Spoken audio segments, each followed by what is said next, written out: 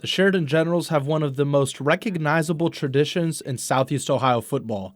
Their nickname, the Red Rage, and their theme, Right Mental Attitude, or RMA for short, have continued to stand tall for generations.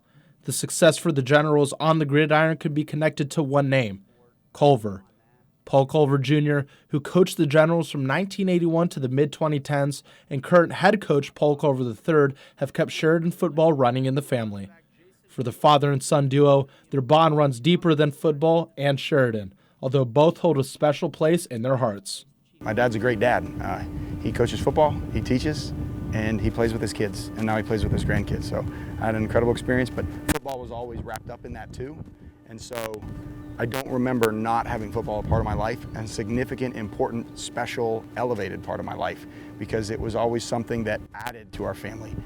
I'd bring them out to practice. They were always around. I had my coaches' meetings were pretty much always at home. So he like his other three brothers, and even my daughter were exposed to Sheridan football from day one. And exposed to that cornerstone philosophy of having a right mental attitude, which Culver Jr. says he found while reading a magazine.